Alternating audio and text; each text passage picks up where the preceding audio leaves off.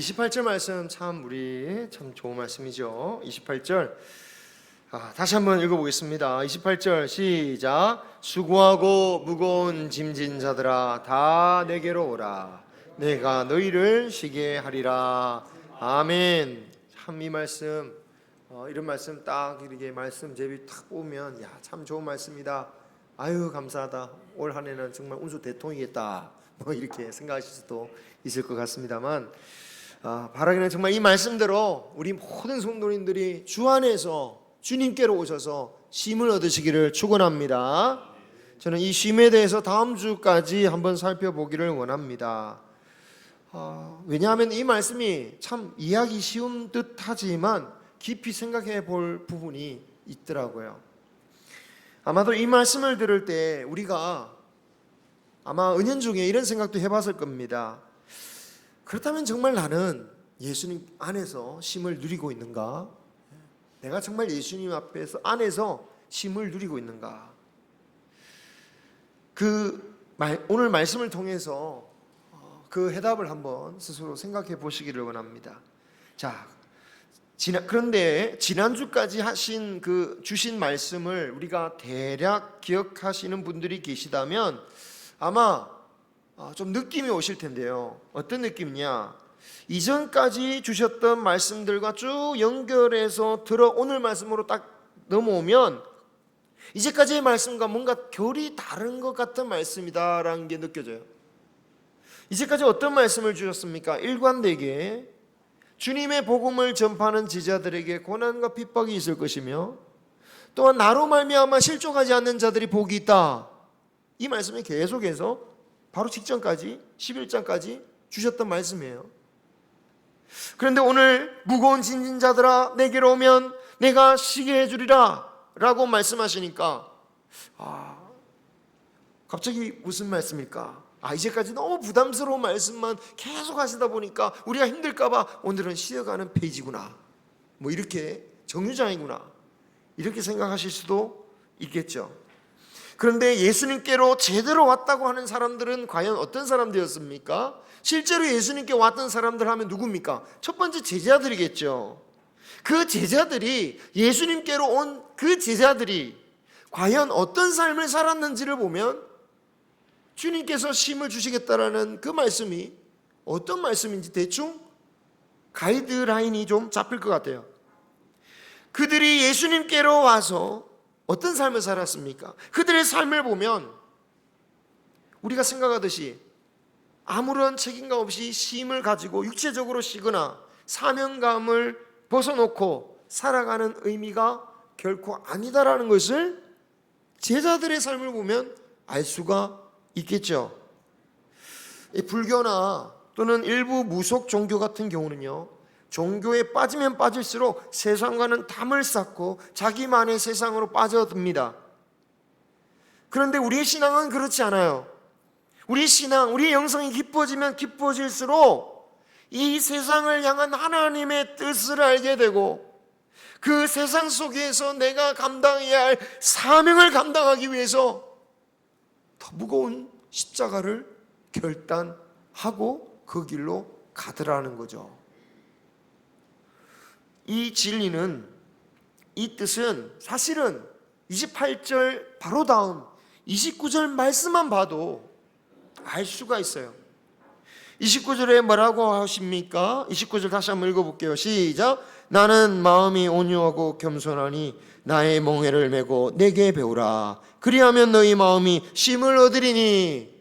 아멘. 멍에가 뭐죠? 소가 쟁기나 수레를 끌기 위해서 쓰는 기구니까 멍에를 매라는 얘기가 무슨 말입니까? 함께 일하자. 그리하면 마음에 쉼을 얻게 되리라. 아니 멍에를 지라고 하시면서, 아니 일을 하라고 하시면서 무슨 쉼을 주신다는 말입니까? 그런데 여러분 우리도 잘 아실 줄 압니다. 진정한 쉼이란 게 뭡니까? 무조건 가만히 있는다고 쉼을 얻는 게 아닙니다. 직장 다닐 때는 그렇게 하루만 쉬어도 정말 꿀맛 같은 그 휴식이 직장을 잃어버리고 나면 집안에서 어떻게 됩니까? 아무리 하루 종일 쉬어도 쉬는 것 같지가 않아요. 불안하기 짝이 없습니다. 놀러 가지를 못합니다. 불안합니다. 또 모든 것을 가지고 있다 할지라도, 좋은 직장을 가지고 있다 할지라도 외로움과 고독 가운데, 절망 가운데 있는 사람이라면 그가 아무것도 안 한다고 쉬었다라고 하지 않을 거예요. 우리에게 필요한 것이 뭡니까? 영혼의 쉼이어야 합니다. 영혼의 쉼이 없으면 평안한 침대에 누워 있어도 밤새도록 잠을 못 자는 거예요. 아무리 좋은 에이스 과학적인 침대를 써도 잠이 안 오는 거죠. 그래서 주님이 뭐라고 하십니까? 마음의 쉼을 얻으리라. 마음의 쉼을 얻으리라 라고 말씀하시는 겁니다. 그러면 과연 주님의 멍에를 매는 것이 정말 우리 영혼의 쉼이 될 수 있을까요? 주님께서 뭐라고 하시냐면 내 멍에는 쉽고 내 짐은 가볍다 라고 말씀하시는데, 여러분 어때? 성가대 좀 가벼우신가요? 예, 동의를 안 하시잖아요 이렇게.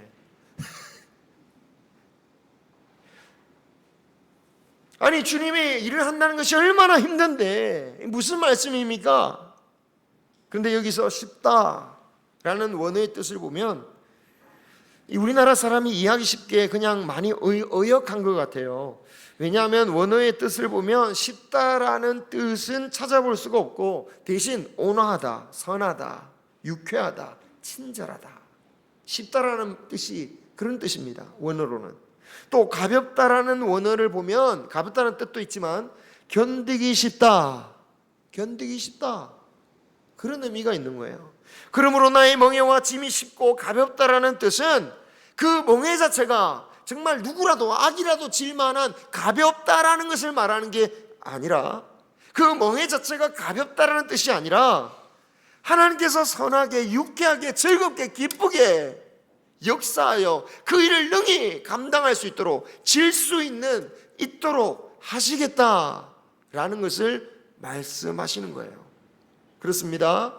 주님의 멍에 자체는 가벼운 게 아니죠. 그런데 가볍고 쉴 수 있는 이유는 무엇입니까? 주님이 무슨 멍에라고 합니까? 내 멍에. 내 멍에라는 것은 주님이 지고 계시다는 뜻이잖아요. 주님과 함께 멍에를 매는 거예요. 주님이 멍에를 함께 매자는 것은 도무지 주님 혼자로 쓰는 이 일을 감당하실 수가 없으니까, 그래서 우리에게 초청하시는 게 아닙니다. 주님은 능히 혼자서도 그 멍에를 매실 수 있으시죠. 우리가 매든 안 매든 주님은 홀로 매실 수 있습니다.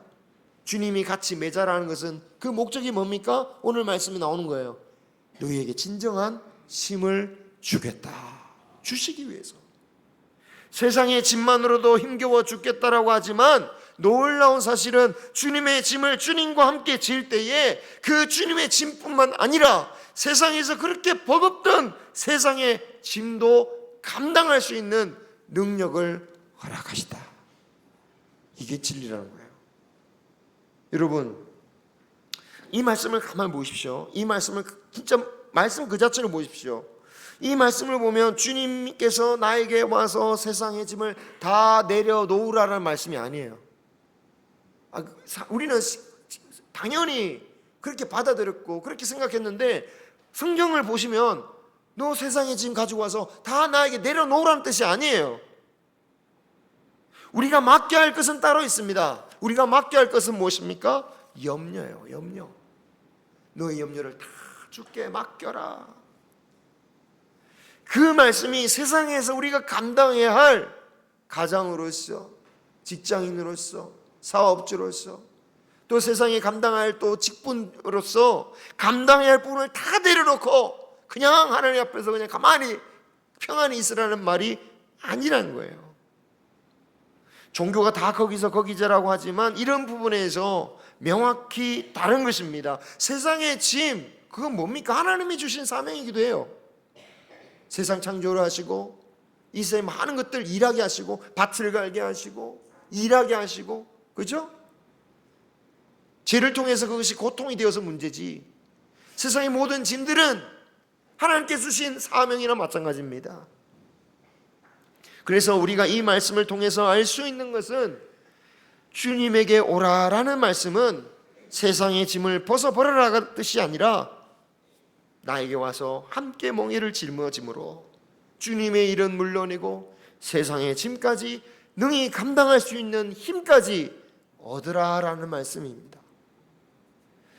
물론 교회의 일만으로도 너무 무겁게 여겨질 때가 있습니다. 그런데 여러분 곰곰이 생각해 보면 처음부터 그랬습니까? 처음부터 그런 사람은 많지 않을 거예요. 처음에는 주님이 주신 그 은혜로 말미암아 무겁게 여겨지지 않았지만 점점 주님은 어디론가 다 가버리시고 나만 홀로 짐을 지는 것 같은 느낌, 나만 홀로 남아서 토요일에 청소하는 느낌, 막 그런 거예요. 막 억울하고 막 괴로운 거예요. 청소하는 거야 뭐가 힘들겠습니까? 그런데 나만 홀로 한다니까 너무너무 열받는 거죠. 저 뺀질한 저 사람들 다 어디로 가고 나만 이렇게 땀 흘리고 고생을 하나. 여러분 그 전형적인 예가 엘리야가 낙담했을 때입니다. 그렇게 용맹하던 엘리야가 자신 혼자 남았다라고 생각하는 순간 그 용맹하고 놀라운 능력의 엘리야가 이제는 나는 죽게 되었습니다, 나는 아무것도 아닙니다 라고 말하고 도망치는 거예요. 자신의 사명에서 도망치는 거예요. 하나님이 엘리야 보고 내가 왜 여기 있느냐 라고 하시잖아요. 있어야 할 곳이 없는 거예요. 왜? 나만 혼자 남았으니까 이제 나도 혼자 이제 죽게 생겼다고. 하지만 하나님이 그때 어떻게 나타나십니까? 미세한 소리로, 있을 듯 없을 듯, 가만히 정말 분주하게 살면 들리지도 않는 소리예요. 하나님이 계시는지 없으는지 막 걱정의심 가운데 막 울부짖고 있으면 하나님 음성도 하나도 안 들려요. 그런데 가만히 잠잠히 하나님께 귀를 기울이면 미세한 소리로 하나님께서 나타나시더라. 그리고 함께 하시는 하나님을 발견하니까 엘리야가 남은 그 사역을 감당하러 다시 가게 되죠. 그러므로 주님의 멍에를 맬 때에는 함께 하시는 하나님을 발견하는 것이 중요합니다.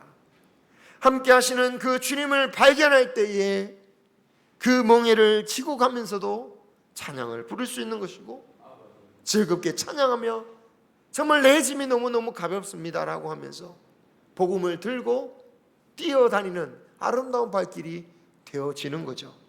우리는 기억해야 합니다. 하나님이 함께 하시다는 사실을 깨닫지 못하고 나 홀로 메어야 한다면 그 위대했던 엘리야 선지자도 감당할 수 없는 일이 믿음의 길입니다. 목사도 선교사도 마찬가지예요. 장로님은 집사님은 안 그렇습니까? 마찬가지예요. 아무리 교회에서 사소한 일, 정말 아무것도 아닌 것 같지만 하나님이 함께 계시지 않다 생각하면 그 작은 일 가지고도 시험에 들고 무거워 죽겠고 감당하기 싫어버리는 거죠. 우리는 다른 사람 보면서 야 그런 것 가지고 시험 드냐고 이렇게 막 생각할지 모르겠지만, 하나님이 함께 하시지 못하면 여러분 이 자리에 나와서 예배 드리는 것도 고역인 거예요. 고역인 거죠. 아이고 그래 이번 주 참자 이러면서 나오는 거예요. 아이 목사님 봐서 내가 여기 나와야지. 하나님이 함께 계시지 않으면 사람 보면서 그래 아우 체면 생각해서 내가 오는 거예요. 힘들어 죽겠는 거예요.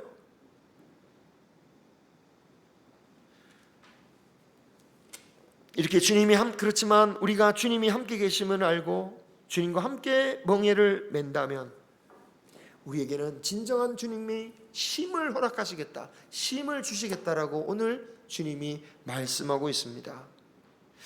현대에 들어가면서 교회가 성도들에게 부담감을 주어서 안 된다라는, 교회가 성도를 서비스하는 것처럼 여겨지는 경향이 있지만 사실 그런 쉼은 사실 세상도 얼마든지 줄 수가 있어요.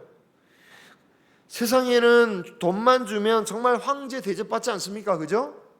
그야말로 비행기를 타고 특실만 가도 비즈니스만 타도 야 진짜 돈이 좋구나, 마사지 받아도 돈이 좋구나, 세상이 좋은 거 보면서 맛있는 거 먹으면서 야 돈이 좋구나. 그래요. 돈 있으면 황제 대접받고 참 좋은 쉼이 있다. 하지만 돈이 사라지면 그런 쉼도 사라지는 거예요. 그렇잖아요. 주님이 주시는 쉼은 돈이 사라진다고 사라지는 쉼이 아니란 거죠. 그리고 돈이 아무리 있다 할지라도 결국 누릴 수 없을 때가 오면 그 쉼도 누릴 수가 없는 거죠.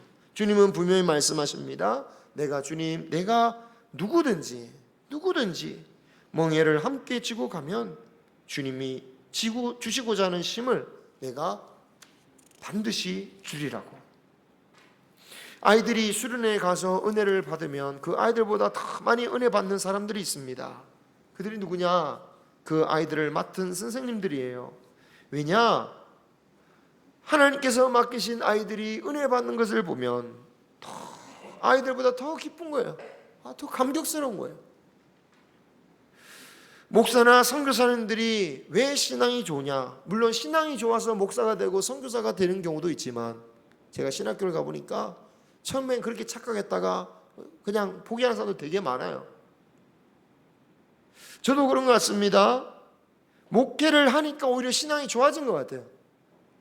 맡겨진 것이 사명이 있으니까 더 신앙이 좋아진 것 같습니다. 만약 목사가 아니었으면 내가 정말 구역 연합 예배에 나왔을까? 저도 그런 생각을 하는 거예요. 멍에를 지니까 오히려 내가 은혜를 받게 되는 것입니다. 진정한 은혜를 위하여 주님의 멍에를 함께 질 수 있기를 바랍니다. 물론 이 말씀은요, 억지로 일을 맡았다 할지라도 믿음으로 반응했을 때의 경우를 말씀드리는 겁니다. 정말 억지로 일한다고 믿음은 은혜가 저절로 생기지는 않습니다. 여러분, 교회 리모델링 이게 1년 전 했는데 딱 1년 됐네요. 리모델링 교회 일 했다고 그분들이 다 교회 다니고 그런 건 아니잖아요. 그죠? 믿음으로 이렇게 믿음으로 주님의 짐을 매는 것이 주님께 오시는 것인데, 이와 함께 주님에게서 배우는 것 또한 주님께 오는 것임을 말씀하고 있습니다. 내게 배우라. 그리하면 너희 마음이 힘을 얻으리니. 우리가 평생 예수님을 믿고 또 많은 은혜를 경험하였다라고 하지만 계속해서 배워야 됩니다. 그런데 자신의 신앙을 과신하고 배우려 하지 않을 때, 저 충분히 예수님 알고 충분히 신앙합니다 라고 할 때 그 순간부터 멀어진다라는 거예요. 주님의 길을 외치고 가장 먼저 예수님을 메시아로 알아봤던 세례 요한이 우리 지난 시간에 어떻게 됐습니까? 몰라보잖아요. 심지어 하늘의 음성도 들었어요. 그런데 몰랐어요. 자신의 기대와 다르니까. 그래 물어보잖아요. 그러니까 예수님께서 질문하셨던 그 대답, 그 말씀을 듣고 받아들여서 배웠을 때에 그도 하나님의 백성으로서 배워나갈 때 천국에 들어가는 거죠. 천국은 바로 이런 자들의 것입니다.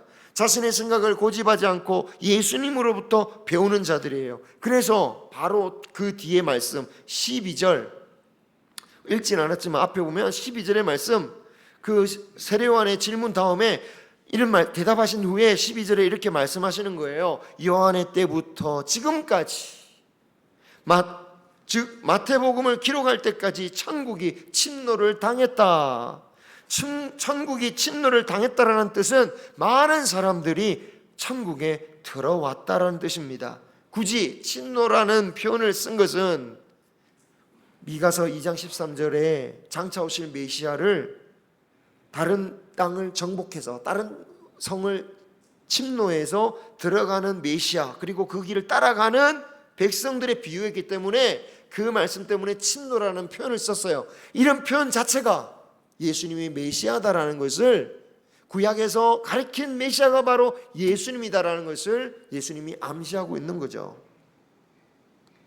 이런 길을 가려면 예수님께 배워야 됩니다. 세례 요한을 포함하여 많은 이들이 예수님의 말씀을 듣고 배워서 예수님을 따라 하나님 나라에 들어오게 된 것입니다. 정작 구약에 능통하다라는 그 사람들이 하나님 앞에 그 바리새인과 서기관들이 배우지 못하고 있습니다. 그럴 수 있어요. 모를 수 있습니다. 세례 요한도 몰랐잖아요. 그죠? 구약의 유대인이나 세례 요한처럼 지금도 마찬가지입니다. 우리가 성경을 본다고 다 막 진리를 다 깨닫고 그런 게 아니잖아요. 저도 계속 말씀을 보면서 몰랐던 말씀을 계속 깨닫는 것처럼 우리 모두가 그렇습니다. 오해하고 이제까지 주님 앞에 오면 내 세상의 일 다 아무것도 안 해도 되고 그냥 주님 앞에서 그냥 교회 안에서만 있으면 나에게 힘을 주시구나 라고 생각했지만 오늘 말씀 보니까 그게 아니네. 내가 세상의 책임을 다 내려놓는 게 아니라 하나님께서 능력을 주시는 거네.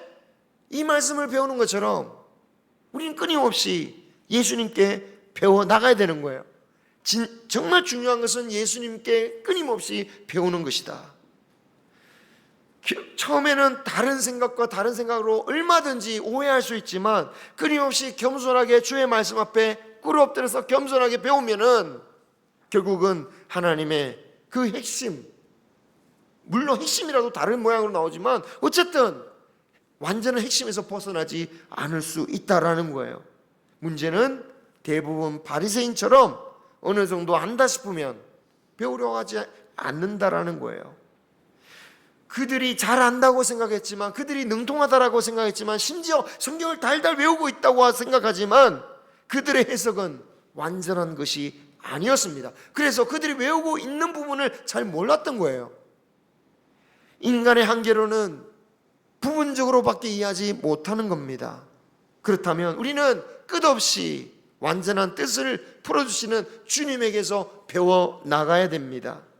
물론 정직한 유대인들은 받아들였죠. 하지만 대부분의 바리새인들은, 서기관들은 자신이 알고 배운 것이 옳다면서 반응하지 않아요. 그래서 17절에 예수님이 말씀하십니다. 피리를 부려도 춤추지 않고 슬피 울어도 가슴을 치지 않는다. 반응하지 않는다라는 거예요. 예수님이 말씀하시면 그 말씀에 반응이 와야 되는 거예요. 리액션, 뭔가 그 말씀에 따른 뭔가 반응이 있어야 되는데 하나도 반응이 없는 거예요. 왜? 내가 다 알고 있으니까. 그런데 그들만 배우지 못하느냐? 예수님의 기적과 가르침을 받고도 배우지 못하는 마을들에 대해서 예수님이 말씀하기 시작하셔요. 20절에 보면 그 예수님께서 권능을 가장 많이 행하신 마을들에 대해서 말씀합니다. 벳세다가 나오죠. 벳세다 하면 뭐가 떠오르십니까? 오병이어 기적이에요. 오병이어 기적. 물론 그 마을 사람들만 경험한 건 아니겠지만 그 기적을 경험한 사람들이 남자만 5,000명이라고 했습니다. 그러면 여자들의 20세 이하 아이들까지 합치면 도대체 몇 명이 그 기적을 경험했겠느냐 말이죠. 그런데 그 많은 사람들이 이적을 체험했음에도 불구하고 그 벳세다라는 곳이 깨닫지 못하고 있습니다. 우리의 삶에서 많은 은혜를 받았다, 그것이 우리에게 자랑일 수 있겠지만 많은 은혜를 받은 것보다 그 은혜를 통해서 내가 과연 무엇을 배웠는가? 무엇을 배웠는가? 예수님으로부터 무엇을 배웠는가? 은혜를 받았다라고 하는데 마치 아무것도 배우지 못한 사람들처럼, 하나님께 사랑을 받았다고 하는데 마치 사랑을 경험해 보지 못한 사람처럼, 용서를 받았다고 하는데 용서를 경험해 보지 못한 사람처럼 용서하지 못하고 사랑하지 못하고 참지 못하는 우리의 모습은 아닌가? 그때에 예수님께서 그 은혜를 많이 베푼 마을들에 대해서 큰 심판이 일어나는데 뭐라고 비유하십니까? 차라리 두로와 시돈이 너희들보다 견디기 쉬울 것이다. 두로와 시돈은 이방인 땅을 말합니다. 이방인 땅, 심판받아, 그때 당시 유대인들 생각하기에 심판받아 마땅한 땅이에요. 우리로 치면 북한이에요. 또 일본 싫어하는 사람한테는 일본이에요. 저들은 마땅히 무너져야 된다, 하나님의 심판을 받아야 마땅하다라고 생각한 그 땅보다 너희들이 심판을 더 받게 될 것이다 라고 말씀하신 거죠. 가버나움도 마찬가지입니다. 가버나움이 어떤 곳입니까? 예수님이 활동하신 중요 지역 세 군데 중에 하나입니다. 예수님이 태어나신 곳이 베들레헴이고, 예수님께서 자라나신 곳이 나사렛이라고 한다면, 예수님께서 본격적인 복음 활동을 하신 곳이 가버나움입니다. 그곳을 중심으로 해서 다니십니다. 그런 가버나움에 대해서 23절에 이렇게 말씀하잖아요. 가버나움아, 너에게 행한 모든 권능을 소돔에서 행하였더라면 그 성이 오늘날까지 남아 있었을 거야.